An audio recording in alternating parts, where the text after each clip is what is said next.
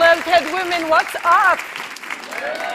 Not good enough. Hello, TED Women, what is up? My name is Maysoon Zayid, and I am not drunk, but the doctor who delivered me was. He cut my mom 6 different times in 6 different directions, suffocating poor little me in the process. As a result, I have cerebral palsy, which means I shake all the time. Look.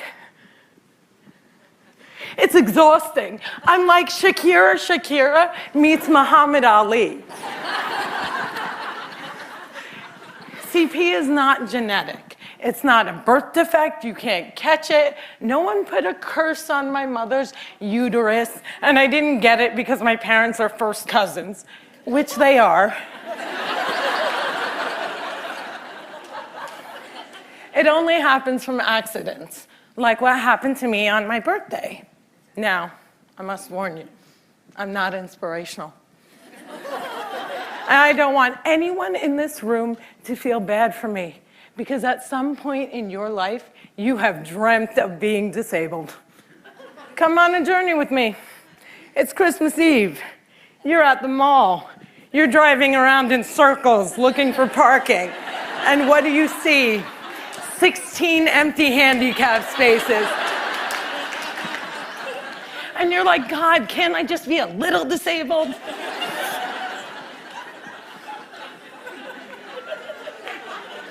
Also, I gotta tell you, I got 99 problems and palsy is just one. If there was an oppression Olympics, I would win the gold medal. I'm Palestinian, Muslim, I'm female, I'm disabled, and I live in New Jersey.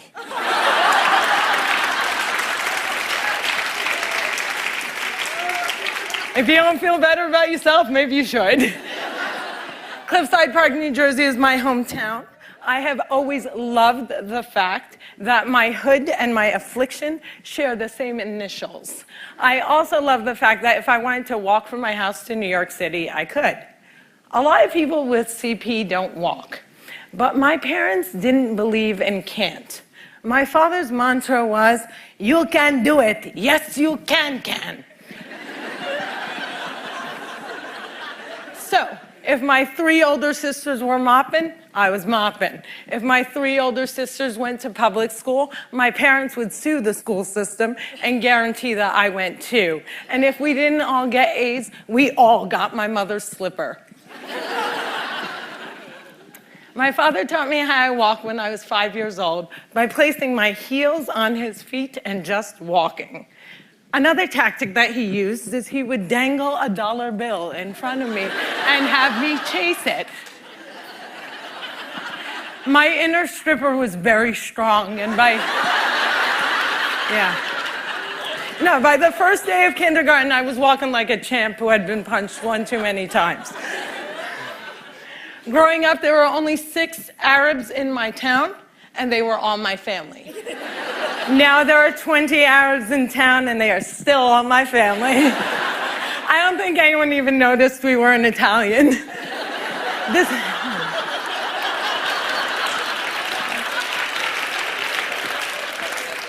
This was before 9/11 and before politicians thought it was appropriate to use "I hate Muslims" as a campaign slogan. The people that I grew up with had no problem with my faith. They did, however, seem very concerned that I would starve to death during Ramadan. I would explain to them that I have enough fat to live off of for 3 whole months, so fasting from sunrise to sunset is a piece of cake. I have tap danced on Broadway. Yeah, on Broadway. It's crazy. My parents couldn't afford physical therapy, so they sent me to dancing school. I learned how to dance in heels, which means I can walk in heels. And I'm from Jersey, and we are really concerned with being chic. So if my friends wore heels, so did I. And when my friends went and spent their summer vacations on the Jersey Shore, I did not. I spent my summers in a war zone because my parents were afraid that if we didn't go back to Palestine every single summer, we'd grow up to be Madonna.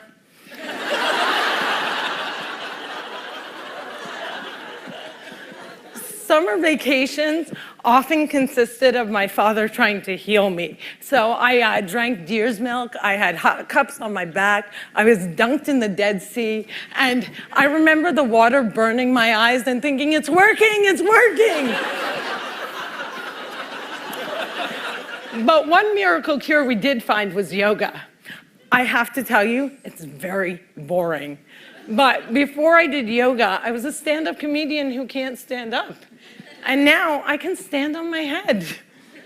My parents reinforced this notion that I could do anything, that no dream was impossible.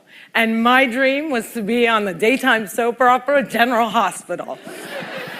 I went to college during affirmative action and got a sweet scholarship to ASU, Arizona State University, because I fit every single quota. I was like the pet lemur of the theater department. Everybody loved me. I did all the less than intelligent kids' homework. I got A's in all of my classes, A's in all of their classes. Every time I did a scene from The Glass Menagerie, my professors would weep. But I never got cast. Finally, my senior year, ASU decided to do a show called They Dance Real Slow in Jackson. It's a play about a girl with CP. I was a girl with CP. So I start shouting from the rooftops, I'm finally gonna get part. I have cerebral palsy. Free at last, free at last. Thank God almighty I'm free at last. I didn't get the part. Sherry Brown got the part. I went racing to the head of the theater department, crying hysterically like someone shot my cat, to ask her why. And she said it was because they didn't think I could do the stunts. I said, excuse me, if I can't do the stunts, neither can the character.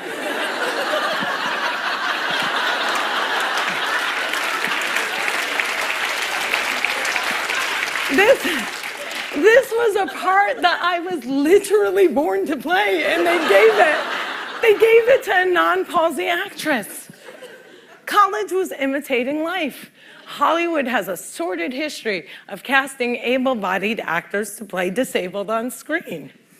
Upon graduating, I moved back home, and my first acting gig was as an extra on a daytime soap opera. My dream was coming true, and I knew that I would be promoted from diner to wacky best friend in no time.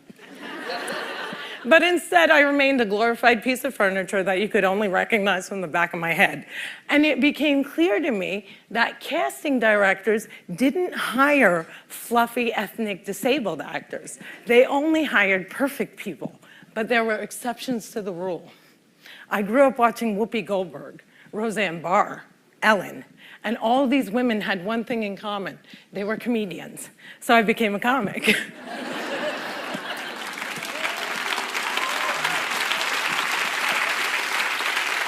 My first gig was driving famous comics from New York City to shows in New Jersey. And I'll never forget the face of the first comic I ever drove when he realized that he was speeding down the New Jersey Turnpike with a chick with CP driving it. I performed in clubs all over America, and I've also performed in Arabic in the Middle East, uncensored and uncovered. Some people say I'm the first stand-up comic in the Arab world. I never like to claim first, but I do know that they never heard that nasty little rumor that women aren't funny and they find us hysterical.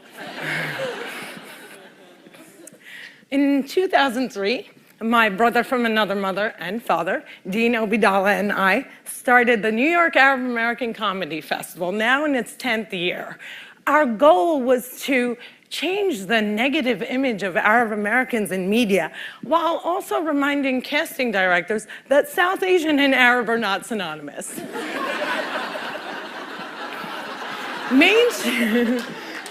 Mainstreaming Arabs was much, much easier than conquering the challenge against the stigma against disability. My big break came in 2010. I was invited to be a guest on the cable news show Countdown with Keith Olbermann.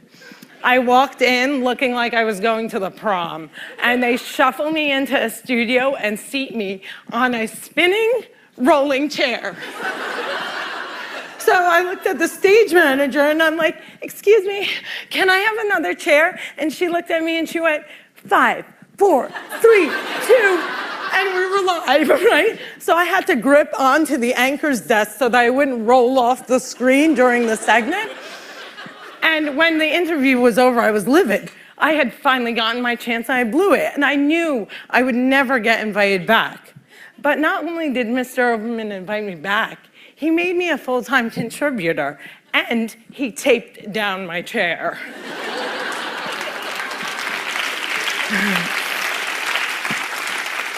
One fun fact I learned while on the air with Keith Olbermann was that humans on the internet are scumbags. People say children are cruel, but I was never made fun of as a child or an adult. Suddenly, my disability on the World Wide Web is fair game. I would look at clips online and see comments like, yo, why is she tweaking? Yo, is she retarded? And my favorite, poor Gumby-mouthed terrorist. What does she suffer from? We should really pray for her.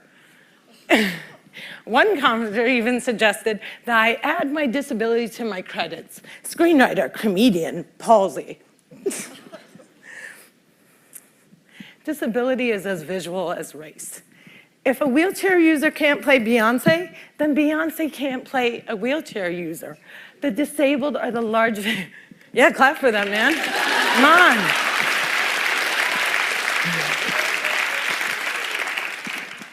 People with disabilities are the largest minority in the world, and we are the most underrepresented in entertainment. The doctor said that I wouldn't walk, but I am here in front of you. However, if I grew up with social media, I don't think I would be. I hope that together we can create more positive images of disability in the media and in everyday life. Perhaps if there were more positive images, it would foster less hate on the internet. Or maybe not.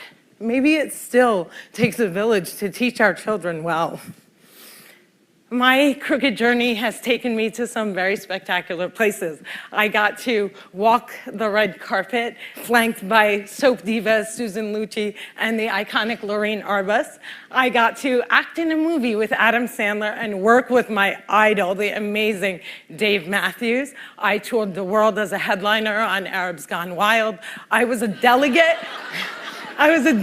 representing the great state of New Jersey at the 2008 DNC, and I founded Maysoon's Kids, a charity that hopes to give Palestinian refugee children a sliver of the chance my parents gave me. But the one moment that stands out the most was when I got, before this moment,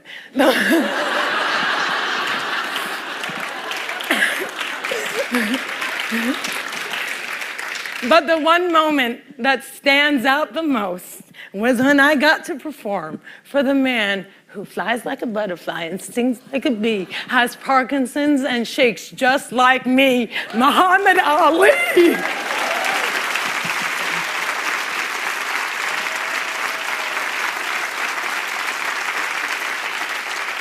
It was the only time that my father ever saw me perform live, and I dedicate this talk to his memory. Allah yarhamak yaba.